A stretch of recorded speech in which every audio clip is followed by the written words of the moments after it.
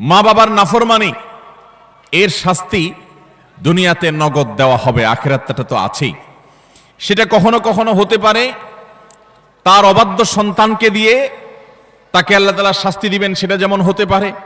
আবার এমনও হতে পারে তার সন্তান নেই কিংবা সন্তানরা অবাধ্য না, আল্লাহ তাআলা তাকে অন্যভাবে অপমান অপদস্থ করে লাঞ্ছনা দিয়ে কষ্ট দিয়ে তার থেকে নেয়ামত ছিনিয়ে নিয়ে কোনো না কোনো ভাবে আল্লাহ তাআলা তাকে শাস্তি দিবেনই দিবেন। তবে হ্যাঁ, যেই কোনো অপরাধের পর যদি কোনো মানুষ আল্লাহর কাছে তওবায়ে নাসুহা করে, খাঁটি অন্তরে তওবা করে, লজ্জিত হয়, মাপ চায়, ফিরে আসে, তার কথা ভিন্ন, আল্লাহ তাআলা তাকে মাফ করবেন। কারোর যদি বাবা মা দুনিয়াতে বেঁচে থাকেন আর বাবা মার প্রতি তার কখনো অশ্রদ্ধা হয়, অসম্মান হয়, বেয়াদবি হয়, তাহলে সেটার প্রায়শ্চিত্ত হলো বাবা মার কাছে মাপ চাওয়া, চোখের পানি ফেলে দিয়ে। যতক্ষণ পর্যন্ত অন্তর থেকে তারা ক্লিয়ারেন্স না দিবেন যে ঠিক আছে তোমার ব্যাপারে আর কোনো দুঃখ আমার অন্তরে নেই, ততক্ষণ পর্যন্ত মা বাবার কাছে ক্ষমা চাইতে থাকা, এটা হলো এই অপরাধের তওবা। এখানে শুধু মুখে আস্তাগফিরুল্লাহ বললে কখনো তওবা হবে না, বরং মা বাবার কাছে মাপ চাইতে হবে। আপনি যদি আপনার স্ত্রী সন্তানদের সামনে মা বাবার সামনে বেয়াদবি করেন, তাহলে তাদের সামনেই আবার তাদের কাছে মাপ চাইতে হবে। আপনি যদি কারোর সামনে বাবা মাকে অসম্মান করে থাকেন, তাদের কোনো নির্দেশ লঙ্ঘন করে থাকেন, তাচ্ছিল্য প্রদর্শন করে থাকেন, ওই মানুষগুলোর সামনেই আবার আপনাকে প্রায়শ্চিত্ত করতে হবে। এটি হলো মা বাবার কাছে ক্ষমা চাওয়ার পদ্ধতি। আর যারা হতভাগাদের কাতারে পড়ে গেছেন, মা বাবার দুজনেই অথবা দুজনের কোনো একজনকে হারিয়ে ফেলেছেন, এখনো পর্যন্ত তাদের সাথে কৃত অপরাধ এবং জুলুম অবিচার যেটা আল্লাহ তাআলা সহ্য করবেন না, সে অপরাধের প্রায়শ্চিত্ত আপনি করতে পারেন না, দুনিয়া থেকে চলে গেছেন, তারা কিভাবে প্রায়শ্চিত্ত করবেন? তাদের প্রায়শ্চিত্তের কয়েকটা ধাপ আছে। নাম্বার 1, তারা মা বাবার হয়ে আল্লাহর কাছে অনেক বেশি ইস্তেগফার এবং চোখের পানি ফেলবেন। আল্লাহ আমার বাবাকে আমার মাকে আপনি মাফ করে দিন। নামাজ পড়ে পড়ে ভোর রাতে তাহাজ্জুদের সময়, জুমার দিন মাগরিবের আগে, আসরের পরে সূর্যাস্ত যাওয়ার সময় গুরুত্বপূর্ণ দোয়া কবুলের কিছু সময় আছে, এই সময়গুলোতে হাত তুলে আল্লাহর কাছে চোখের পানি ফেলে মাপ চাইবেন। আল্লাহ, আমার বাবার প্রতি আমি অনেক অবিচার করেছি, আমার মায়ের প্রতি আমি অনেক অশ্রদ্ধা প্রদর্শন করেছি, যেটা আমার করা উচিত হয়নি। আল্লাহ তাআলা কোরআনে কারিমে তার ইবাদতের নির্দেশের পরেই যার কথা বলেছেন তিনি হলেন মা বাবা। রিদার রব্বি ফি রিদাল ওয়ালিদাইন ওয়া সাখাতুর রব্বি ফি সাখাতিল ওয়ালিদাইন। নবীজি সাল্লাল্লাহু আলাইহি সাল্লাম বলেছেন, কারোর মা বাবা যদি তার উপর সন্তুষ্ট থাকে তো আল্লাহ তার উপর সন্তুষ্ট, আর মা বাবা যদি অসন্তুষ্ট তো আল্লাহ তার উপর অসন্তুষ্ট। মা বাবা হলো মানুষের জান্নাতের দুয়ার, এটাকে ঠিক রাখলে মানুষের জন্য জান্নাতের পথ সুগম হয়। মোহতারাম হাজরিন, এই জন্য কোনো ইমানদার যদি তার মা বাবাকে হারিয়ে ফেলেন, দুজনের কোনো একজন চলে যান, এটা বড় দুর্ভাগ্যের কথা যে জীবদ্দশায় মাপ চাওয়া হয় নাই। প্রায়শ্চিত্ত করার জন্য প্রথম কাজ হলো মা বাবার হয়ে অনেক বেশি বেশি ইস্তিগফার করা, ক্ষমা প্রার্থনা করা, তাদের হয়ে আল্লাহর কাছে আপিল করা, দোয়া করা, আল্লাহ তাদেরকে মাফ করে দিন। এই কাজটি অনেক বেশি পরিমাণে করতে থাকা, দিল থেকে করতে থাকা এক। দ্বিতীয়ত যে কাজটা করতে হবে তা হলো সহিহ মুসলিম বর্ণিত একটা হাদিস থেকে আমরা জানতে পারি, নবী আলাইহিস সালাম বলেছেন, কোন ব্যক্তি তার বাবা মার প্রতি বাধ্যগত হওয়ার, তাদের অনুগত হওয়ার, তাদের প্রতি সদাচরণ করার একটা গুরুত্বপূর্ণ পার্ট এবং অংশ হলো মা বাবার অগোচরে কিংবা তাদের উপস্থিতিতে তাদের যে বন্ধু বান্ধব আছেন, তারা যাদের সাথে উঠা বসা করতেন, তাদের সহপাঠী যারা ছিলেন, সেই মানুষগুলোকে বাবা মার মতো সম্মান করা। ধরুন আপনার বাবা দুনিয়া থেকে চলে গেছেন, বাবার বন্ধু কারা ছিলেন, বাবার সহচর কারা ছিলেন, বাবার একান্ত কাছের কারা ছিলেন।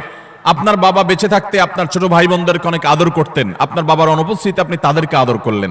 আপনার বাবা বেঁচে থাকতে তার নাতি নাতনিদেরকে অনেক কেয়ার করতেন, তিনি নাই, আজকে আপনি তার হয়ে সেই কাজটা করলেন। আপনার বাবা বেঁচে থাকলে তার বন্ধু বান্ধবদের সম্মান করতেন, স্নেহ করতেন, ভালোবাসা দিতেন, দাওয়াত দিয়ে খাওয়াতেন, আপনি তার অগোচরে সেই কাজটা করলেন। এভাবে আপনার বাবা মা দুনিয়া থেকে চলে যাওয়ার পরও তাদের পক্ষ থেকে এই কাজগুলো করার মাধ্যমে আপনি বিররুল ওয়ালিদাইন বা মা বাবার প্রতি সদাচরণের কাজটা আঞ্জাম দিতে পারবেন। আল্লাহ তাআলা আমাদের সবাইকে মা বাবার সদাচরণকারী, মা বাবার অনুগত সন্তান হওয়ার তৌফিক দান করেন। নবী আলাইহিস সালাম, বিভিন্ন নবী রাসূলগণ কোরআনে কারিমে তাদের বিবরণ এসেছে, তাদের সম্পর্কে আল্লাহ রাব্বুল আলামিন এই সার্টিফিকেট দিয়েছেন। তারা কখনো কখনো আল্লাহর কাছে দোয়া করেছেন যেন তারা মা বাবার প্রতি সদাচরণকারী হন। এটা খুব সহজ বিষয় না। অনেক বদমেজাজ সন্তান আছে, অনেক কুলাঙ্গার সন্তান আছে যে বাবা মার প্রতি তারা অশ্রদ্ধা প্রদর্শন করে। বাবা মা ত্রুটি করতে পারে, বিচ্ছুতি করতে পারে, তারাও যদি অন্যায় করে সন্তানের প্রতি তাদেরও বিচার হবে, কিন্তু সন্তান হিসাবে আপনার চেষ্টা থাকবে বাবা মার সামনে কখনো অশ্রদ্ধা হয়, অসম্মান হয় এমন কোনো কাজ না করা। আব্দুল ইবনে আব্বাস রাদিয়াল্লাহু তাআলা বলেছেন, তুমি তোমার বাবা মায়ের সামনে যদি জামা ঝাড়া দাও, কাপড় ঝাড়া দাও, ধুলাবালি সরাও, বাবা মার সামনে এই কাপড় নাটা, এটাও বাবা মার সামনে বেয়াদবির শামিল। আল্লাহর জমিনে কারোর সামনে যদি তুমি সবচেয়ে বেশি কাচুমুচু করতে হয়, সে হলো তোমার বাবা মা। তোমার সবচেয়ে বেশি বিনয়ের হকদার যদি কেউ থাকে আল্লাহর জমিনে, তিনি হলেন তোমার বাবা মা।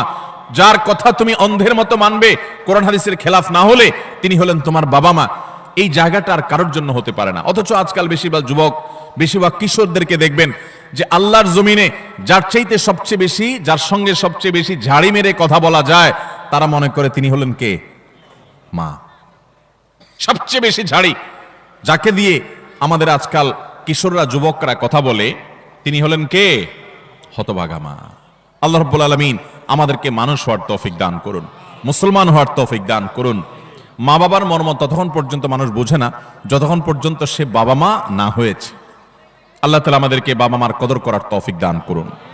তাহলে 1 নম্বরের অপরাধ পেলাম আমরা, বাবা মার প্রতি যদি কেউ অবজ্ঞা করে, অশ্রদ্ধা করে, অসম্মান করে, তাদের কথা না মেনে চলে, লঙ্ঘন করে। হ্যাঁ, তারা কোনো অন্যায় কথা বললে সেটা মানা যাবে না, ন্যায়সঙ্গত কথা বললে সেটা মানতে হবে। এই ক্ষেত্রে যদি কেউ ত্রুটি করে, বিচ্যুতি করে, বাবা মার অবাধ্য হয়, তার এই শাস্তি আল্লাহ শুধু আখিরাতেই দিবেন তা নয়, দুনিয়াতে তাকে এর জন্য প্রায়শ্চিত্ত ভোগ করতে হবে। তবে যদি সে মাফ চেয়ে এটাকে সুরাহা করে ফেলে এবং এটা ক্ষমা চেয়ে নেয়, তাহলে আল্লাহ তাআলা আশা করা যায় মাফ করবেন। নাম্বার 2, কারোর প্রতি জুলুম, কারোর প্রতি অবিচার, গায়ের জোর খাটানো, মাস্তানি গুন্ডামি করা, প্রভাব প্রতিপত্তি দেখানো, যে কাউকে দুর্বল পেয়ে তার উপরে চড়াও হওয়া, কাউকে ঠেকিয়ে ঠকিয়ে নিজের কাজ সিদ্ধ করা, এই মানুষের প্রতি জুলুম, অবিচার, এটার শাস্তি আল্লাহ তাআলা দুনিয়াতে দেন। পৃথিবীর ইতিহাসে এমন একজন জালেম দেখাতে পারবেন না যে জালেম জুলুম করেছে আর তার প্রায়শ্চিত্ত তাকে দুনিয়াতে পেতে হয়নি। পৃথিবীর ইতিহাসের সর্বপ্রথম জালিম, মানব সভ্যতার, মানব ইতিহাসের সর্বপ্রথম জালিম ছিল কাবিল, আদম আলাইহিস সালামের ছেলে কাবিল। সে জুলুম করেছে নিজের আপন ভাই হাবিলের প্রতি। আল্লাহ তাআলা তার মুখ সম্মোচন করে দিয়েছেন, তাকে অপমান অপদস্থ করেছেন, তার এই কুকর্ম আল্লাহ তাআলা ফাঁস করে দিয়েছেন। এটি ছিল আল্লাহর পক্ষ থেকে তার জন্য দুনিয়ার শাস্তি, আখিরাতের শাস্তি তো আছেই। পৃথিবীর ইতিহাসে বহু জালেম গিয়েছে, নমরুদ জুলুম করেছে, আবু জাহাল জুলুম করেছে, উতবা সাহেবা জুলুম করেছে, অনেক পরাশক্তি জুলুম করেছে। আল্লাহ তাআলা তাদের প্রত্যেককে অপদস্থ করেছেন, অপমান করেছেন, তাদের মুখ সম্মোচন করেছেন, তাদের শাস্তি দিয়েছেন। তবে আল্লাহ ছাড় দেন, আল্লাহ ছাড় দেন। আল্লাহ বলেছেন, ইন্নামা নুমলি লাহুম, আমি ছাড় দিয়ে রাখি, ইন্না কাইদি মাতিন। ছাড় দেওয়ার পরে যখন ধরি, সে ধরাটা হয় বড় শক্ত, সেটা থেকে বাঁচার কোনো উপায় থাকে। জুলুম এমন অপরাধ, কোন মুসলমান যদি কোনো হিন্দুর প্রতি জুলুম করে, কোন নামাজি মানুষ যদি কোনো বেনামাজির প্রতি জুলুম করে, কোন ধার্মিক মানুষ যদি কোনো অধার্মিক মানুষের প্রতি জুলুম করে, তারপরও আল্লাহ তাআলার সাহায্য ওই মাজলুমের প্রতি থাকে, হোক সে অমুসলিম, হোক সে অন্য ধর্মের মানুষ। কারণ জুলুমকে আল্লাহ কখনো সহ্য করেন। ভাইরা আমার, পশু পাখি তাদের কোনো জান্নাতও নাই, জাহান্নামও নাই। পশু পাখির কোনো জান্নাত জাহান্নাম আছে? তাদের কোনো ইবাদত বন্দেগী আছে? আল্লাহ তাআলা কিয়ামতের দিন গরু ছাগলকে জিজ্ঞাসা করবেন, তোমার যৌবনকাল কিভাবে কাটাইছো? ঘাস খায় কাটছো নাকি শুয়ে শুয়ে কাটছো? আল্লাহ জিজ্ঞাসা করবেন। জিজ্ঞাসাবাদ হবে মানুষের এবং জিনের। পশু পাখির কোন জিজ্ঞাসাবাদ হবে? পশু পাখির আল্লাহ জিজ্ঞাসা করবেন, ঘাস বেশি খাইছো কিনা, অপচয় করছো কিনা, তোমার মালিক তোমাকে ঘাস খাইতে দিছে, অর্ধেক খাইছে আর অর্ধেক ফালাইছো, অপচয় করছো, জবাব দাও। এরকম কোন কথা আছে হাদিস কোরআনে? নাই। তাদের কোনো বিচার নাই। কিন্তু জুলুম এমন অপরাধ, পশু পাখি পর্যন্ত একজন আরেকজনের প্রতি জুলুম করে। একটা গরু অন্য গরুটার উপরে চড়াও হয়ে তাকে আক্রমণ করে রক্তাক্ত করে ফেলেছে, গায়ের জোর ছিল। একটা ছাগল শিং ছিল, আর একটা শিং ছিল না, যার শিং ছিল সে শিং দিয়ে গুতগুতি করে অন্য আরেকটা ছাগলকে আহত করেছে, আঘাতপ্রাপ্ত করেছে। একটা মোরগ অন্য মোরগের প্রতি অবিচার করেছে। নবী করিম সাল্লাল্লাহু আলাইহি সাল্লামের সুস্পষ্ট হাদিস পাওয়া যায়, কিয়ামতের ময়দানে এই পশুগুলোকে আল্লাহ তাআলা মাটি হওয়া থেকে আবার পুনরায় সৃষ্টি করবেন এবং দুনিয়াতে যে যার প্রতি অবিচার করেছে সেই অবিচারের বিচার আল্লাহ করবেন। যে এখন তুমি যে দুর্বল ছিল, সে সবল যে তার প্রতি জুলুম করেছে, তার প্রায়শ্চিত্ত স্বরূপ তাকে ছে গুঁতো মারবে এবং এর শাস্তি পাবে। এরপর আল্লাহ বলবেন কুনু তুরাবা, তোমরা আবার মাটি হয়ে যাও, আবার তারা মাটির সাথে মিশে যাবে। অর্থাৎ তাদের কোনো বিচার নেই। কিন্তু পশু পাখিও যদি একে অন্যের প্রতি জুলুম করে, আল্লাহ রাব্বুল ইজ্জত তার বিচার কিয়ামতের ময়দানে করবেন। তাহলে মানুষের জুলুম এটা কত জঘন্য হতে পারে, কত ভয়াবহ হতে পারে। কোরআনে কারিমে আল্লাহ তাআলা বলেছেন ওমা রাব্বুকা বিযাল্লামিল লিল আবিদ, তোমার রব আল্লাহ তিনি বান্দার প্রতি কোনো জুলুম করেন না। আল্লাহ হাদিসে কুদসিতে বলেছেন ইন্নী হারামতু যুলমা আলা নাফসি, আমি আল্লাহ বলেছেন তিনি আল্লাহ, তিনি তার নিজের প্রতি নিজে জুলুমকে হারাম করে দিয়েছেন। আল্লাহর উপরে কোনো হালাল হারাম করার কেউ আছে? হালাল হারাম করবে তো তিনি, যিনি মহান সৃষ্টিকর্তা, তিনি নিজে সৃষ্টিকর্তা, তাকে আবার হালাল হারাম বাতাবে কে? তার জন্য কোনো বিধিনিষেধ তো থাকার কথা নয়, কিন্তু তিনি নিজের প্রতি নিজে এটা আরোপ করেছেন যে আমি জুলুমকে আমার উপরে হারাম করে দিয়েছি। আজ সমাজের চতুর্দিকে তাকালে দেখবেন এই ভয়াবহ অপরাধ। আমরা অনেকে নামাজ কালাম পড়ছি, মুখে হয়তো দাড়িও আছে, আমি হয়তো নিজেকে মুসলমান দাবিও করছি, আমি হয়তো তাসবিহ তিলাওয়াতও করছি, অথচ আমি একজন রিকশাওয়ালাকে দুর্বল পেয়ে জুলুম করছি, আমি হয়তো অধীনস্থ কর্মচারীকে দুর্বল পেয়ে জুলুম করছি, আমি হয়তো আমার চাইতে আরেকজন একটু কম ক্ষমতা সম্পন্ন তাকে পেয়ে আমি চড়াও হচ্ছি, আমি হয়তো আমার মালিক অনুপস্থিত আছে, এই দুর্বলতায় আমি তার সম্পদের প্রতি জুলুম করছি, তার কাজ ফাঁকি দিয়ে জুলুম করছি। এভাবে চতুর্দিকে দেখবেন জুলুমের এক মহোৎসব চলছে। আল্লাহ রাব্বুল আলামিন কোরআনে কারিমে পরিষ্কারভাবে জানিয়েছেন যে জুলুম যদি কেউ করে, এই জুলুম চুল পরিমাণও যদি করা হয়, এর বিচার আল্লাহ তাআলা করবেন। আখিরাতে শুধু বিচার হবে তা নয়। আমরা যে হাদিসটি আবু দাউদ এবং তিরমিজিতে পাই, সেই হাদিসে নবী সাল্লাল্লাহু আলাইহি ওয়াসাল্লাম বলেছেন মা মিন যামবিন আজদারু আই ইউআজ্জিলাল্লাহু লিসাহিবিহি আল উকুবা ফিদ দুনিয়া মা মা ইয়াদখিরুহু ফিল আখিরাহ মিসলাল বাগয়ি ওয়া কাতিআতির রাহম। জুলুম এবং অবিচার যদি কেউ করে, তো এর শাস্তি আখিরাতে যা আল্লাহ রেখেছেন তা তো হবেই, দুনিয়াতে নগদ শাস্তি ভোগ করা ছাড়া মানুষ পা নাড়াতে পারবে না। একজন জালিম দেখাতে পারবেন না যে জালিম জুলুম করতে করতে হাসতে হাসতে দুনিয়া থেকে চলে গেছে, তার ভেতরে ত্রাস সৃষ্টি হয়েছে, কোনো না কোনো ভাবে আল্লাহ তাআলা তার জীবনটাকে জীবন্ত জাহান্নাম করেছেন, অথবা অপমান অপদস্থ করেছেন, বা ভেতরে ভেতরে শাস্তি দিয়েছেন। এই শাস্তি ভোগ করা ছাড়া কোনো জালিম যেতে পারে না। এজন্য ভাইরা আমার, কারোর প্রতি যদি জুলুম হয়, বিশেষ করে আমাদের তরুণ বন্ধুদেরকে আমরা বলি যে কয়েকজন বন্ধু যখন একসাথে হন, শরীরের মধ্যে একটা ভাব সব চলে আসে। কয়েকজন কলেজে পড়ুয়া বন্ধু, আজকাল কলেজে পড়া লাগে না, এখন কিশোর গ্যাং বাইরে হইছে, পুস্কে পুস্কে 4-5 জন একসাথে হয়ে গেলেই মাস্তান হয়ে যায়, ঠিক না ঠিক? 4-5 জন একসাথে হলে শরীরে একটা ভাব সব চলে আসে। একা একা যদি চায়ের দোকানে যান, তো আস্তে করে খুব নরম সুরে বলেন মামু 1 কাপ চা দেন। আর যখন 4-5 জন 6-7 জন একসাথে যান, তো শরীরে ভাব চলে আসে। একবারে বেশি 2বার যদি ডাকা লাগে ওই টি বয়কে, ওই কর্মচারী বেচারাকে, তখন তার দিকে তেড়ে যান, শক্ত কথা বলেন, জোরে আওয়াজ করেন, ভাবখানা এমন যে আপনি কি হুনুর হয়ে গেছেন। গাড়িতে উঠেছেন, বাসে উঠেছেন, কয়েকজন মিলে উঠেছেন, তো মনে হচ্ছে যে কিছু একটা বাসে উঠে গেছে, কোনো একটা হাইওয়ান জন্তু উঠে গেছে, এরকম একটা ভাব চক্কর, ঠিক না ঠিক? ভাইরা আমার, কয়েকজন মিলে শক্ত আছেন, একজন রিকশাওয়ালা হয়তো 10 টাকার জায়গায় 15 টাকা চাইছে, 1 টাকাও দিলেন না, পুরো টাকা না দিয়ে চলে গেছেন, বেচারা ফেলফেল করে চেয়ে আছে, কিছু বলার ক্ষমতা নাই। মনে রাখবেন, এর সবগুলো আল্লাহর খাতায় লেখা হচ্ছে। একটি পাপ এমন নাই, একটি জুলুম নাই যে জুলুম আল্লাহর খাতায় লেখা হচ্ছে না। নবী করিম সাল্লাল্লাহু আলাইহি ওয়াসাল্লাম সেজন্য বলেছেন, সেদিন আসার আগে নিজেদের এই সকল মামলাগুলোকে নিষ্পত্তি করে ফেলো, মানুষের অধিকারগুলো দিয়ে ফেলো, যাদের প্রতি জুলুম করেছো মাপ চেয়ে সেগুলোকে ক্ষমা চেয়ে সবগুলাকে চূড়ান্তভাবে নিষ্পত্তি করে ফেলো। যেদিন এগুলোর বিচার যখন আল্লাহ শুরু করবেন, তখন কাউকে ছাড় দিবেন না। নবী সাল্লাল্লাহু আলাইহি ওয়াসাল্লাম বলেছেন আতাদরুনা মানিল মুফলিস, তোমরা কি জানো সবচেয়ে বড় ভিখারিকে, অভাবীকে? সাহাবীরা বলেছেন আল মুফলিসু ফিনা মান লা দিনারাহু ওয়া লা দিরহামা, হে আল্লাহর রাসূল, আমাদের মধ্যে যার টাকা পয়সা নাই সেই তো অভাবী আমরা জানি। নবীজি সাল্লাল্লাহু আলাইহি ওয়াসাল্লাম বলেছেন, আরে সে অভাবী আসল অভাবী না, আসল অভাবীর পরিচয় তাহলে শোনো।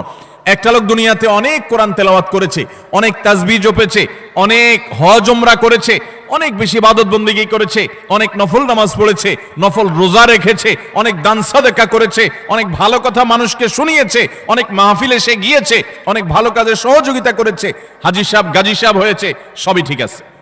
কিন্তু এত বিশাল পরিমাণ আমলের পাহাড় নিয়ে আল্লাহর কাছে তিনি হাজির হয়েছেন, তার আশা এত আমল করে আসছি, জান্নাত আমার ঠেকাবে কে? কিন্তু দেখা গেল দুনিয়াতে তার জীবদ্দশায়, কৈশোর বয়সে, যৌবনে, প্রাপ্তবয়স্কে, বৃদ্ধ বয়স্কে, বিভিন্ন পর্যায়ে এসে সে কখনো কাউ প্রতি অত্যাচার করেছে, অবিচার করেছে, কাউকে ঘাট ধাক্কা দিয়েছে, কাউকে একটা ঘুষি দিয়েছে, কাউকে একটা গালি দিয়েছে, কাউকে প্রতি অবিচার করেছে, কারোর প্রতি জুলুম করেছে, কখনো কাজের বুয়ার প্রতি করেছে, কখনো ড্রাইভারের প্রতি করেছে, কখনো অধীনস্থের প্রতি করেছে, কখনো আপন ভাইয়ের প্রতি করেছে, কখনো আপন বোনের প্রতি করেছে, কখনো নিজের স্ত্রীর প্রতি করেছে, কখনো হয়তো সন্তানের প্রতি করেছে, নানামুখী মানুষের প্রতি জুলুম করেছে। এই জুলুমগুলোর যাদের প্রতি করা হয়েছে, কিয়ামতের ময়দানে এই লোক যখন আমলের পাহাড় নিয়ে জান্নাতে যাওয়ার জন্য মোছে তাও দিবে, সমস্ত পাওনাদার হাজির হয়ে আল্লাহর কাছে বলবে, আল্লাহ, এই ব্যক্তি যে আজ জান্নাতে যাওয়ার জন্য প্রস্তুতি গ্রহণ করছে, এই লোক সে আমাদের অধিকার নষ্ট করেছে, আমাকে একটি আঘাত করেছে, আমি দুর্বল ছিলাম, হয়তো রিকশাওয়ালা, কিছু বলতে পারি নাই। আপনি তো আহকামুল হাকিমিন, আজ বিচার দিবসেতে বিচার হবে, দুনিয়াতে আমি বিচার পাই নাই, আজকে আমি বিচার চাই। আল্লাহ তাআলা তখন ওই ব্যক্তিকে আল্লাহ রাব্বুল আলামিন তখন বলবেন, এখন বিচার হলো, তুমি যে আমলের পাহাড় নিয়ে এসেছো সেখান থেকে কিছু আমল সওয়াব তাকে দিয়ে দাও, কিছু সওয়াব তাকে দিয়ে দাও, তোমার কাজের প্রায়শ্চিত্ত হবে। তাকে আল্লাহ তাআলা বিদায় করবেন, নিষ্পত্তি করবেন। আরেকজন হাজির, এভাবে একে একে যত পাওনাদার তার কাছে হবে, সমস্ত পাওনাদারদের পাওনা দিতে দিতে তার আমল যা নিয়ে এসেছে এ আমলের সকল সওয়াব ফুরিয়ে যাবে, শেষ। কিন্তু পাওনাদার তখনও আছে। এবার পাওনাদারদের পাওনা নিষ্পত্তি করবার জন্য আল্লাহ তাআলা পাওনাদারদের পাপের বোঝা তার মাথায় একটু একটু করে, তার অপরাধের অনুপাত হারে আল্লাহ তাআলা দিতে দিতে পাপের বোঝা মাথায় নিয়ে, আমল তো সওয়াব তো এর আগেই শেষ পাওনাদারকে দিয়ে, এবার পাওনাদারদের পাপের বোঝা মাথায় নিয়ে সে জাহান্নামে নিক্ষিপ্ত হবে। নবী সাল্লাল্লাহু আলাইহি সাল্লাম বলেছেন, ওই লোকের মতো ভিখারি, তার মতো অসহায়, তার মতো অভাবী, তার মতো কপাল পোড়া আল্লাহর জমিনে আর কেউ হবে না। সেই অভাব যেন আমাদের না হয়। এজন্য ভাইরা আমার, দুনিয়ার জীবনে আমার কারোর প্রতি যেন কোনো জুলুম না হয়, কোনো অবিচার না হয়, গায়ের জোর যেন আমি না দেখাই। আল্লাহ যেন আমাকে মনুষ্যত্ব, এটা যেন আমার মধ্যে অর্জন করতে পারে। বিশেষ করে তরুণ এবং কিশোর বন্ধুরা, বয়সের কিছু পাগলামো আছে, বয়সের কারণে শরীরে কিছু গরম ভাব আসে, খবরদার, কারোর প্রতি যদি কখনো রাগ করেও ফেলেন, অবিচার করেও ফেলেন, শয়তানের প্ররোচনায় পড়ে সাথে সাথে তার কাছে মাপ চেয়ে নেবেন, নিষ্পত্তি করে ফেলবেন, এটা রেখে দিবেন না। কারণ আল্লাহর খাতায় প্রত্যেকটা অপরাধ লিপিবদ্ধ হবে। এটা তো আখিরাতের কথা। আজ আমরা যেটি বলছি তা হলো, নবী করিম সাল্লাল্লাহু আলাইহি সাল্লাম বলেছেন, আখিরাতের যে শাস্তির কথাটা তো আছেই, কিন্তু কারোর প্রতি যদি কেউ জুলুম করে, দুনিয়াতে আল্লাহ রাব্বুল আলামিন তাকে সেই জুলুমের শাস্তি, প্রায়শ্চিত্ত তাকে দিবেন, এর মুখোমুখি তাকে হতেই হবে। আল্লাহ তাআলা আমাদেরকে জুলুমের মতো এই পাপ অপরাধ থেকে বেঁচে থাকার তৌফিক দান করুন। 3 এবং 4 এবং 5 এই তিনটি আরেকটি হাদিসে আসেছে। 3 নম্বর হলো আত্মীয়তার সম্পর্ক ছিন্ন করা, 4 নম্বর হলো কথায় কথায় মিথ্যা কথা বলা, এবং 5 নম্বর হলো আমানতের খেয়ানত করা। কেউ টাকা রেখেছে, আপনি মেরে দিলেন, কারোর কাছ থেকে বাকি নিয়েছেন, আর ওই লোকের চেহারাও মারালেন না, সামনেও গেলেন না, কারোর কাছ থেকে হাওলাত নিয়েছেন, এরপর তার মোবাইল নম্বরই ব্লক করে ফেললেন। কেউ আপনাকে কোনো কথা বলছে কারোর কাছে না বলতে, আপনি সবার কাছে বলে বেড়ালেন। কারোর কোনো গোপন তথ্য আছে, এটা ফাঁস করে দিলেন। এরকম যত প্রকার আমানতের খেয়ানত আছে, এই সবগুলোর কারণে আল্লাহ তাআলা দুনিয়াতে নগদ শাস্তি দিবেন। তাহলে 3 নম্বর হলো আত্মীয়তার সম্পর্ক ছিন্ন করা, 4 নম্বর হলো মিথ্যা, 5 নম্বর হলো খেয়ানত, আমানত নষ্ট করা। এই কয়েকটা পয়েন্ট একসাথে তাবরানীতে বর্ণিত হয়েছে। নবী সাল্লাল্লাহু আলাইহি সাল্লাম বলেছেন যে কয়েকটা অপরাধ আছে, এগুলোর শাস্তি আশাপাশি দুনিয়াতে হওয়াটা অধিকতর উপযুক্ত হবেই হবে, এর কোনো বিকল্প নাই, ব্যত্যয় নাই, আল্লাহ তাআলা এটি করবেনই। তার ভিতরে একটা হলো আত্মীয়তার সম্পর্ক ছিন্ন করা। অনেক মানুষ আছেন, নিজের আপন ভাইয়ের সাথে সম্পর্ক ভালো নাই, বোনের সাথে সম্পর্ক ভালো নাই, কোনো যুক্তি খাটবে না। আপনার ভাই খারাপ, এই যুক্তি দিবেন, বোন খারাপ, সে যুক্তি দিবেন, এই যুক্তি খাটবে না। সে খারাপ, আপনি তো খারাপ হবেন না, আপনাকে তো ভালো হতে হবে। আপনি নিজে থেকে তার প্রতি সদাচরণ করার চেষ্টা করবেন, আপনি তার সাথে নিজে থেকে উইলিংলি মিশতে যাবেন, তার কল্যাণ চাইবেন, তার জন্য দোয়া করবেন। হ্যাঁ, তার সাথে মিশতে গেলে সে ক্ষতি করে, সে মামলা মোকদ্দমা করে, সে শত্রুতা করে, তাহলে ভিন্ন কথা, আপনি যান বাঁচানোর জন্য দূরে থাকতে পারবেন। কিন্তু আত্মীয়তার সম্পর্ক রক্ষা করা সুন্নত না নফল? আত্মীয়তার সম্পর্ক রক্ষা করা কি নফল কাজ না সুন্নত কাজ? ফরজ। 5 ওয়াক্ত নামাজ পড়া যেরকম ফরজ, রমজানের রোজা রাখা যেরকম ফরজ, আত্মীয়তার সম্পর্ক রক্ষা করাটাও কি? অনেক মুসলমান এটা জানেন না। আপনার ভাই বোন, তার সাথে আপনার সুসম্পর্ক বজায় রাখতে হবে। আত্মীয়ের তালিকায় রক্ত সম্পর্কীয় যাদের সাথে আপনার ব্লাডের কানেকশন আছে, এই রক্ত সম্পর্কীয় আত্মীয়দের মধ্যে সবচেয়ে অবহেলিত আত্মীয়ের নাম হলো ফুফু। সবচেয়ে অবহেলিত আত্মীয়ের নাম কি? ফুফু। কজন বলতে পারবেন যে ফুফুর সাথে নিয়মিত যোগাযোগ করেন, যাদের ফুফু আছে? কজন যোগাযোগ বলতে পারবেন? অল্প কয়েকটা হাত উঠছে। বেশিরভাগ মানুষ ফুফুদের সাথে কোনো সুসম্পর্ক নাই। হ্যাঁ, কোনো কোনো ক্ষেত্রে ফুফুরাও অমানুষের মতো ভাতিজার প্রতি, ভাতিজিদের প্রতি আচরণ করে, আছে কিছু বিচ্ছিন্ন ঘটনা, কিন্তু তারপরও ভাতিজা হিসেবে আপনার চেষ্টা থাকবে যে আমার বাবার বোন, আমাদের শরীরের রক্ত একই রক্ত, অতএব তার প্রতি আমার অধিকার, তার প্রতি আমার কর্তব্য আছে, তার প্রতি আমার দায়িত্ব আছে। সে দায়িত্ববোধ থেকে অন্তত সুসম্পর্ক বজায় রাখা, খোঁজ খবর নেওয়া। আজকাল মোবাইলের যুগে খোঁজ খবর নেওয়া খুব সহজ, কিন্তু মুশকিল হলো সোশ্যাল মিডিয়া নামে যে সমস্ত নেটওয়ার্ক, যে সমস্ত অ্যাপ, যে সমস্ত সুযোগ সুবিধা আমাদের কাছে আসছে আজ, এগুলো আমাদের সবচেয়ে বেশি আনসোশ্যাল করে দিয়েছে। এই সোশ্যাল মিডিয়া আমাদের এক একজনের 5,000 করে বন্ধু তালিকায় আছে, অনেকের এই 5,000 ফুল। 5,000 বন্ধুর হক আদায় করতে করতে নিজের রক্ত সম্পর্কে আত্মীয়দের সাথে 6 মাসে একবার ফোনে কথা বলার টাইমও আমরা পাই না। ঠিক কিনা বলেন ভাইরা আমার? আপনার এই ফেক বন্ধু, কাগজে বন্ধু, ফেসবুকীয় বন্ধু, কোরআন এবং হাদিসের আলোকে এদের কোনো হক আপনার কাছে সে অর্থে? অথচ বন্ধু আপনার পোস্টে লাইক মারছে, আপনি পাল্টা লাইক না মানলে বন্ধু নাখোশ হয়ে যায়। এই জন্য ঘুরে ঘুরে তার ওয়ালে গিয়া লাইক মারা লাগে। বন্ধু আপনার পোস্টে কমেন্ট করছে, আপনি কমেন্ট না করলে, রিপ্লাই না দিলে সে নাখোশ হয়ে জন্য রিপ্লাই দেওয়া লাগে। মেসেঞ্জারে নক করছে, রিপ্লাই দেওয়া লাগে। এই 5,000 এই সমস্ত কাগজে বন্ধু আর ফেসবুকে বন্ধুর হক আদায় করতে গিয়ে আসল আপন যারা, তাদেরকে আজকাল আমরা ভুলে গেছি। আল্লাহ তাআলা আমাদেরকে আত্মীয় স্বজনের হক আদায় করার তৌফিক দান করুন। আপনি আপনার রক্ত সম্পর্কীয় আত্মীয়দের সাথে খোঁজ খবর রাখতে হবে। আপনার খালা আপনার রক্ত সম্পর্কীয় আত্মীয়, আপনার মামা আপনার রক্ত সম্পর্কীয় আত্মীয়, আপনার চাচা আপনার রক্ত সম্পর্কীয় আত্মীয়। আমাদের সমাজে দেখবেন যে চাচা এবং ফুফু, তাদের সাথে একসাথে থাকার কারণে, জমিজমার ব্যাপার স্যাপার থাকার কারণে অনেক সময় বুঝের অমিল হয়, গন্ডগোল হয়, মামলা কদম পর্যন্ত জড়ায়, মনোমালিন্য হয়।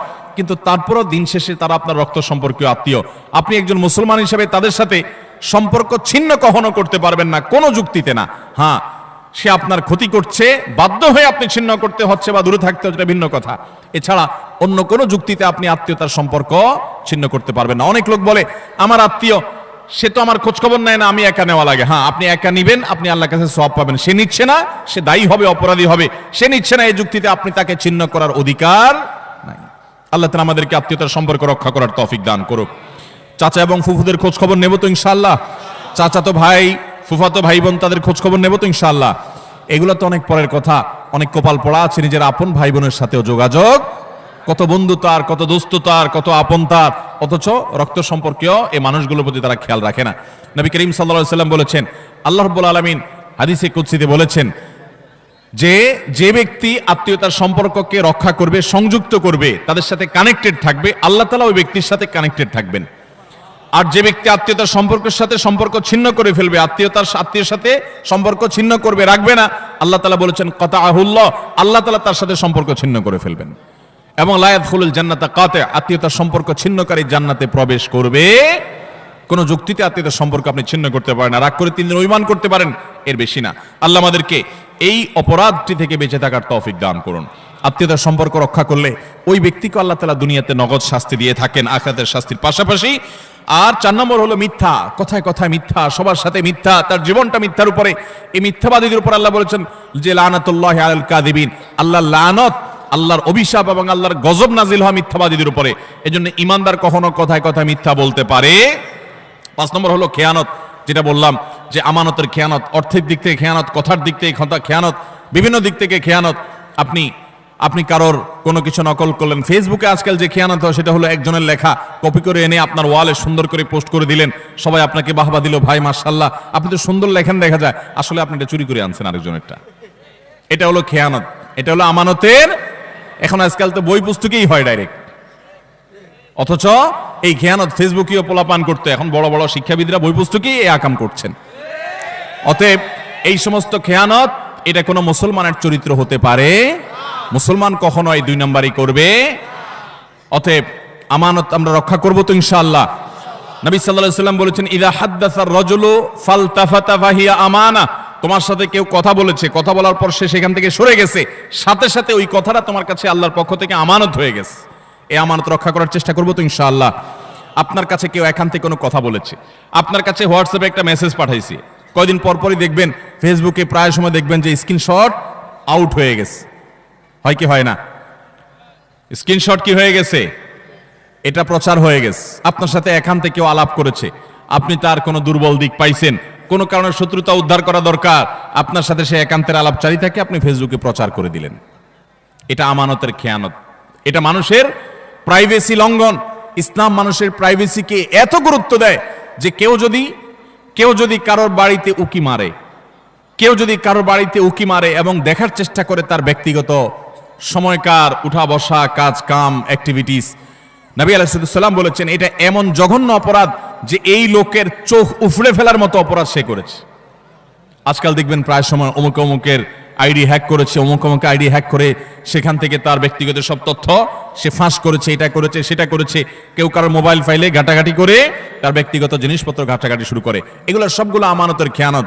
আমাদের কথা, আমাদের কাজ, আমাদের টাকা, আমাদের পয়সা, লেনদেন সবকিছুতে আমানতদারিতা দেখাতে হবে।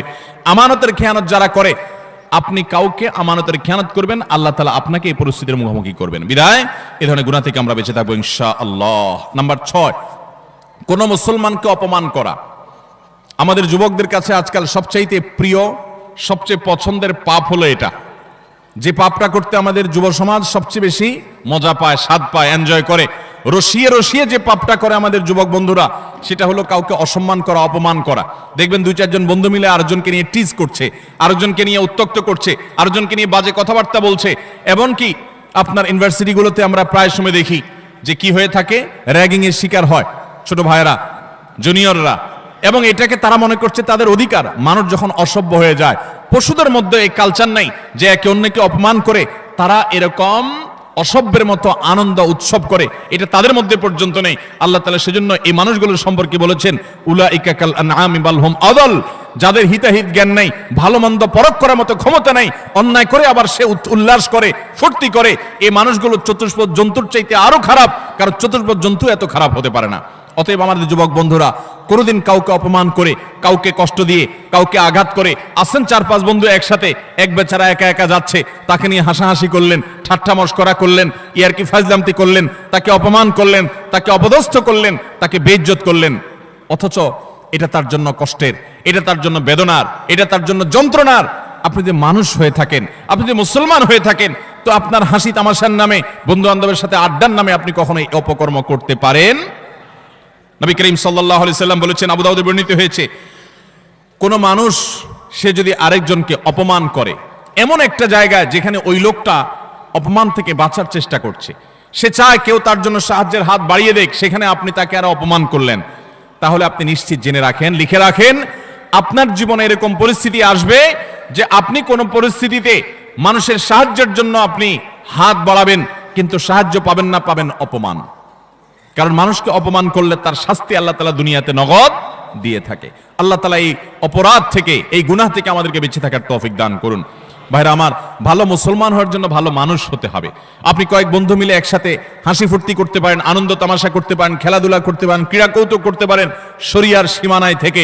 আপনি সেটা করতে গিয়ে কাউকে নিয়ে আপনি হাসাহাসি করতে পারেন। একটা মেয়ে হাঁটে হেঁটে যাচ্ছে, আপনি দেখে ওই মেয়েটাকে শুনিয়ে শুনিয়ে এমন কথা বললেন যে কথা শুনে মেয়েটার মানসিকভাবে আঘাতপ্রাপ্ত হচ্ছে, আপনি তাকে অপদস্থ করছেন, নোংরা কথা বলছেন। যুবকদের মধ্যে এই রোগ আছে না নাই? জনে জনে ঘরে ঘরে আজকে এই রোগ ভরে গেছে। ভাইরা আমার, আল্লাহ আপনাকে বিবেক দিয়েছেন, আপনি আনন্দ অবশ্যই করতে পারেন, আপনি অবশ্যই কৌতুক করবেন, আপনি অবশ্যই ক্রীড়া করবেন, আপনি অবশ্যই রসিকতা করবেন, বন্ধুদের সাথে মজা করবেন, কিন্তু আপনার মজা আরেকটা মানুষের কষ্টের কারণ, আপনার মজা আরেকটা মানুষের অপমানের কারণ হতে পারে না। আপনার বিবেককে জিজ্ঞাসা করুন, কোন পশু এত নিচে নামে না। আল্লাহ তাআলা আমাদের যুবকদেরকে সঠিক এবং সুন্দর পথে চলার তৌফিক দান করুন। মনে রাখবেন, এই সমস্ত অপকর্মের একটা শাস্তি তো আপনাকে নগদে পেতেই হবে, সেটা হলো অপরাধ বোধের অদৃশ্য দাহন। অনেক লোক আছে দেখবেন, বৃদ্ধ বয়সে এসে হাজী সাহেব, গাজী সাহেব, দাড়িওয়ালা, হযরতজি ইত্যাদি সেজে যায়, কিন্তু উনি জানেন উনি যৌবন বয়সে বহু মেয়েকে উত্ত্যক্ত করেছে, বহু ছেলের গায়ে হাত তুলেছে, বন্ধু বান্ধব মিলে বহু অন্যায় করেছে, বহুত আকাম কুকাম করেছে। এই সমস্ত আকাম কুকামের কথা যখন মনে হয়, তখন অপরাধ বোধের একটা জ্বালা আছে ভেতরে, সে নিজেকে নিজে জানে যে আমি কত খারাপ ছিলাম, এই যন্ত্রণায় সে ভুগতে থাকে। আর যারা যৌবনকালে এই সমস্ত অন্যায় এবং পাপাচার থেকে বেঁচে থেকে তাদের যৌবনকে পরিচ্ছন্ন করে, পড়াশোনা করে, ক্যারিয়ার গড়ে তোলে, সামাজিক কর্মকাণ্ড করে, বন্ধু বান্ধব মিলে ক্রীড়া কৌতুক করে, শরিয়ার সীমানার মধ্যে থেকে কারোর প্রতি অবিচার অন্যায় করে না, তাদের এই জীবনের সবচেয়ে নগদ আল্লাহ তাআলার পক্ষ থেকে যে পুরস্কার আছে, তাহলে মানসিকভাবে সে ফিল করে যে আমি অন্যায় করি নাই, আমি অবিচার করি নাই, আমি যৌবন বয়সে ভালো কিছু কাজ করতে পেরেছি। আল্লাহ আমাদেরকে যৌবনকালে ভালো কোনো কাজ করার তৌফিক দান করুন। আমরা এই সমস্ত অনাচার থেকে বেঁচে থাকবো তো ইনশাআল্লাহ।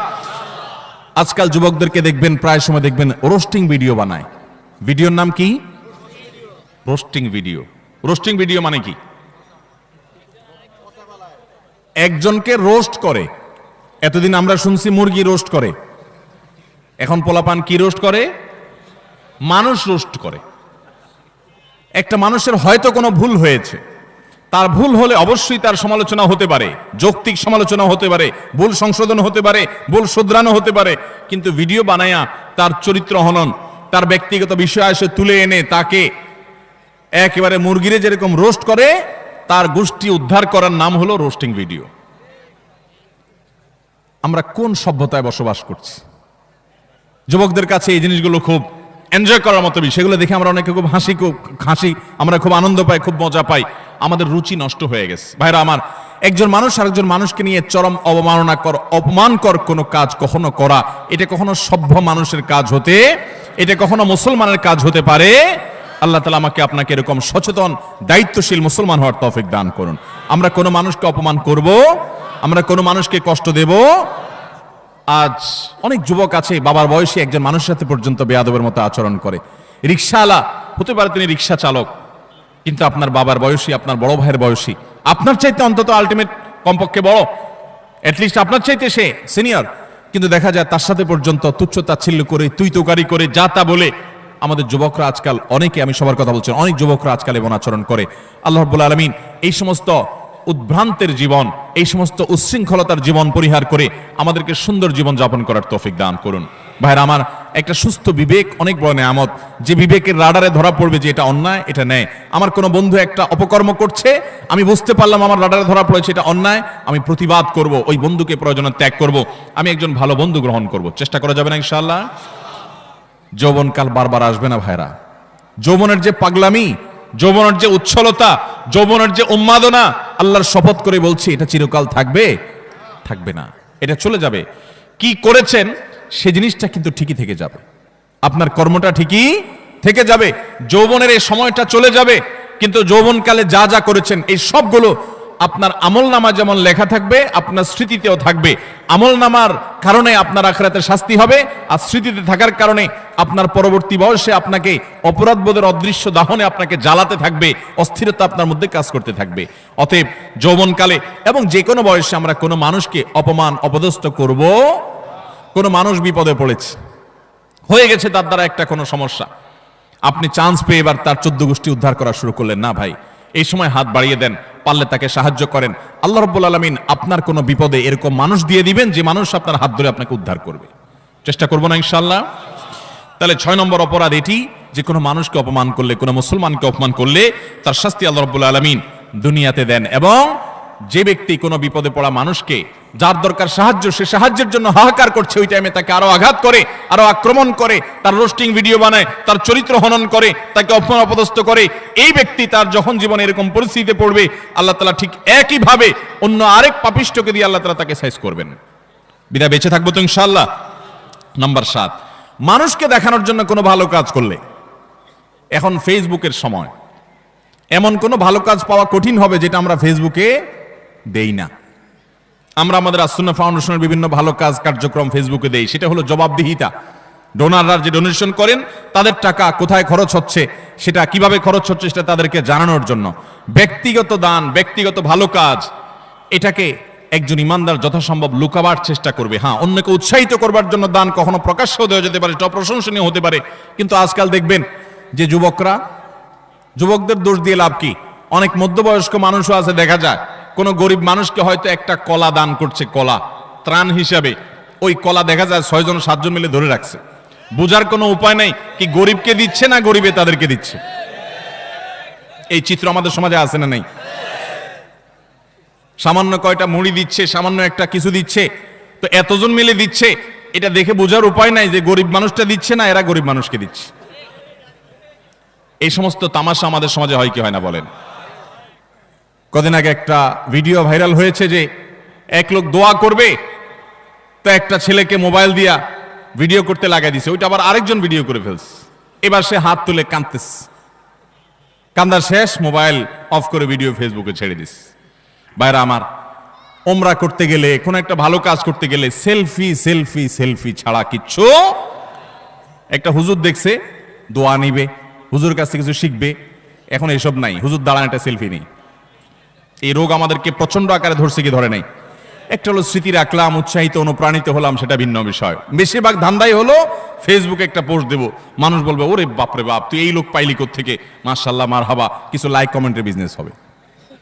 আমাদের মানুষকে দেখাবার প্রবণতা এখন এমন ভাবে হয়ে গেছে যে আমরা এমন কোনো কাজ করি না যেটার ফিডব্যাক দুনিয়াতে আশা করি না, অথচ আল্লাহ তাআলার নেককার বান্দা তারা যারা কোনো ভালো কাজ করে তার বিনিময় আশা করবে কার কাছে? আল্লাহর কাছে।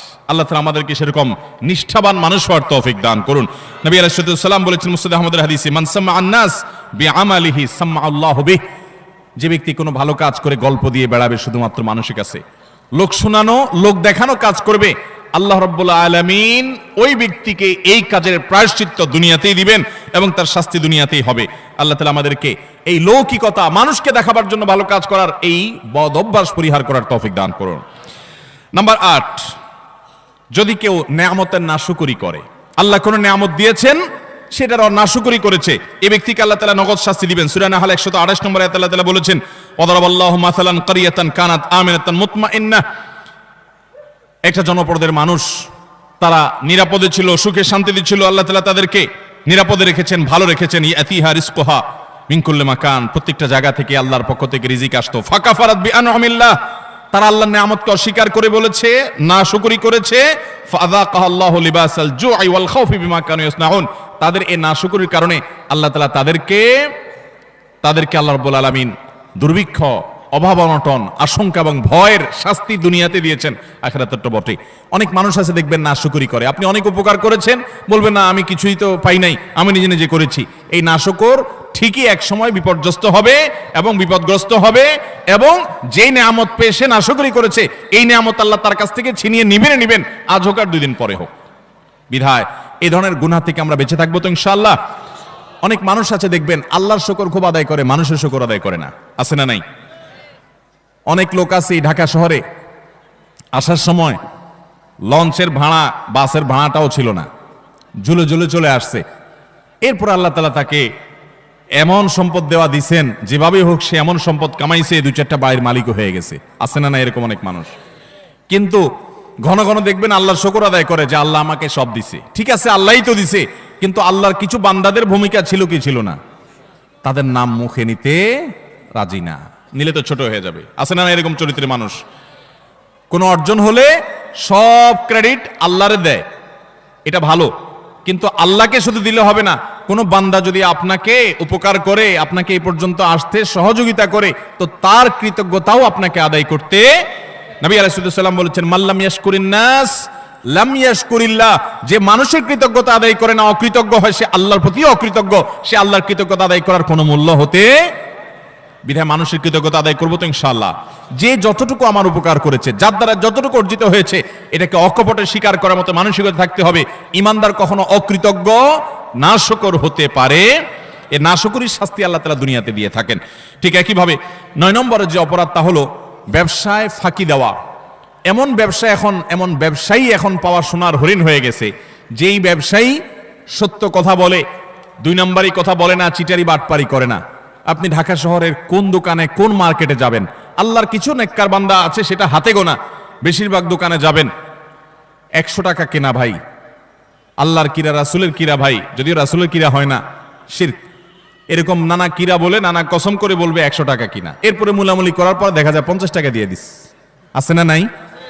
গতকালকে চট্টগ্রামের মাহফিলে একজন একটা প্রশ্ন লিখে দিস, বলে ভাই দোকানে মিথ্যা কথা বলতে বলতে অনেক সময় দেখা যায় একটা কাস্টমারের সাথে সত্য বলবো নিয়ত করছি, তবুও মুখ দিয়ে মিথ্যাটাই চলে আস। নিজের বউ দোকানে গেছে, যা জিজ্ঞাসা করছে তোমার এটা কত কিনা পড়ছে, ওইটাও বলে আল্লাহর কিরা এত টাকা, মিথ্যা কথা। পরে বলে ও সরি থুকু, তুমি তো কাস্টমার না, ঘরের বউ। মিথ্যা বলতে বলতে অনেক দোকানদার আছে, এটা বিল্ট ইন হয়ে গেছে, অভ্যাসটা এমন হয়ে গেছে, এটা তার শরীরের, এটা তার অঙ্গের, এটা তার অস্তিত্বের সাথে মিশে গেছে। ঠিক না ঠিক ভাইরা আমার? কয় টাকা কামাই করবেন মিথ্যা কথা বলে? মিথ্যা কথা বলে যে টাকা কামাই করবেন, এগুলো দুনিয়া থেকে নিয়ে যেতে পারবেন? কাফনের কাপড়ের পকেট আছে? পকেটও নাই, নিয়ে যেতেও পারবেন? যাদের জন্য মিথ্যা কথা বলছেন, ছেলে সন্তান, স্ত্রী, পরিবারের লোকজন, আপনি দুনিয়া থেকে যাওয়ার পর কিয়ামতের ময়দানে যখন ফেরেশতারা মুকুট দেওয়ার জন্য ধরবে, যখন শাস্তি শুরু হওয়ার পরিকল্পনা হবে, তখন আপনার ছেলে মেয়েরা যায় বলবে, আল্লাহ আমার আব্বাকে কিছু বলিয়েন না, উনি যত 2 নম্বরে চিটারি বাটপারি করে ঢাকা শহরে বাড়ি গাড়ি করছে, এগুলো সব আমাদের জন্য করছে, ওনার একার জন্য করে নাই, অতএব শাস্তি আমাদেরকে দেন, ওনাকে ছেড়ে দেন। বলবে? আল্লাহ কোরআনে উল্টাটা বলেছেন, ইয়াউমা ইয়াফিরুল মারউ মিন আখিহি ওয়া উম্মিহি ওয়া আবিহি ওয়া সাহিবাতিহি ওয়া বানি। সেদিন মানুষ বাপকে দেখে সন্তান আরেক দিকে পালাবে, যে বাপ দেখা হলে যদি আমাকে আটকায়, যে তোদের জন্য অনেক কিছু করছি, আজকে আমি ফাঁসে গেছি। স্বামীকে দেখে স্ত্রী, স্ত্রী দেখে স্বামী পালাবে, বন্ধুকে দেখে বন্ধু পালাবে।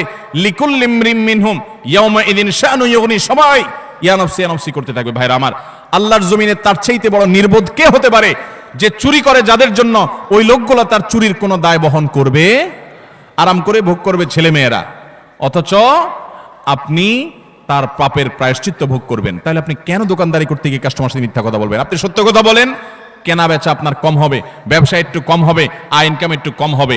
মনে রাখবেন, এর বিনিময়ে শান্তিটা আল্লাহ তাআলা দুনিয়াতেও দিবেন, আখিরাতেও দিবেন। চেষ্টা করবো তো ইনশাআল্লাহ। ভাইরা আমার, ওজনে কম দেওয়া, দোকানদারি, ব্যবসা বাণিজ্যের মধ্যে মিথ্যা, প্রতারণা, আজ গোটা দুনিয়া দাঁড়িয়ে আছে মিথ্যার উপরে। সারা ঢাকা শহরের যত বিজনেস আছে, ম্যাক্সিমাম বিজনেসই দেখবেন, বিশেষ করে খুচরা পর্যায়ে ম্যাক্সিমাম বিজনেস দাঁড়িয়ে আছে মিথ্যার উপরে। ফল দোকানে যাবেন, উপর দিয়ে সব সুন্দর করে সাজা রাখছে, বড় বড় গুলা, নিজে সব ছোট ছোট গুড়া গুড়া আছে না নাই? পোকা খাগুলো সব সলা রাখছে, উপর দিয়ে ভালোগুলো দিয়ে রাখছে। নবী করিম সাল্লাল্লাহু আলাইহি সাল্লাম একবার বাজারে গেলেন, গিয়ে দেখলেন যে এক লোক গমের স্তূপ নিয়ে বসে আছে, গম বিক্রি করছে। নবী করিম সাল্লাল্লাহু আলাইহি সাল্লাম ফিল্ড ভিজিটে গেলেন, সরাসরি মদিনা রাষ্ট্রনায়ক তিনি গিয়ে সোজা হাত ঢুকিয়ে দিলেন গমের ভিতরে, স্তূপের ভিতরে। সন্দেহ হলো তার, দেখলেন যে ভিতরে সব ভিজা গম, এটা ওজনে ভারী হবে, আর শুকনাগুলো ওজনে কম হবে, পরিমাণে বেশি হবে সেখানে, তো ভিজাটার দাম কম হবে। ভদ্রলোক ভিজাগুলো নিচে, উপর দিয়ে শুকনাগুলো দিয়ে বিক্রি করছে। নবী করিম সাল্লাল্লাহু আলাইহি সাল্লাম বললেন, এই চিটারি কেন করলে তুমি তো একই দামে বিক্রি করছো, অথচ তোমার ভেতরে ভিজা গম। তখন তিনি বললেন, হে আল্লাহ রাসূল, বৃষ্টিতে ভিজে গেছে, আমি কি করবো, যেন উপরে দিয়ে এগুলো দিয়ে দিচ্ছি। নবী সাল্লাল্লাহু আলাইহি সাল্লাম, না, তুমি ভিজাগুলো আলাদা বিক্রি করবে, শুকনাগুলো আলাদা বিক্রি করবে, ভিজাগুলোর এক দাম হবে, শুকনাগুলোর আরেক দাম হবে। তুমি কেন এই বাটপারি এবং চিটারি করলে? মান গাশশা ফালাইসা মিন্না। মনে রাখবে, যে মানুষকে প্রতারণা করে ব্যবসা বাণিজ্যে, সে আমার উম্মত হতে পারে। আমরা প্রায় সময় যখন দেখি টেলিভিশনের স্ক্রিনে বা পত্রিকার পাতায়, দাড়ি পাকা বুড়ো মানুষ, সুন্দর চাচা, বাপ চাচার মতো দেখতে, নুরানি চেহারা, মাথায় টুপি আছে, কপালে সেজদা দিতে দাগও আছে, কিন্তু উনি ধরা পড়েছে কিসে? 2 নম্বর মাল বিক্রি করতে গিয়ে। হয় কি হয় না এগুলা? আমাদের অনেক মুসলমান মনে করে ইসলাম হলো নামাজ রোজার নাম শুধুমাত্র। ভাইরা আমার, ইসলাম নামাজ রোজার নাম যেমন, ঠিক এমনি ভাবে আমার লেনদেন, কায় কারবার, বেচা কিনা, ব্যবসা বাণিজ্য, সেখানেও সততার পরিচয় দেওয়া। অনেকে বলে, ভাই এরকম সততার পরিচয় দিতে গেলে আজকাল আর ভাত জুটবে না।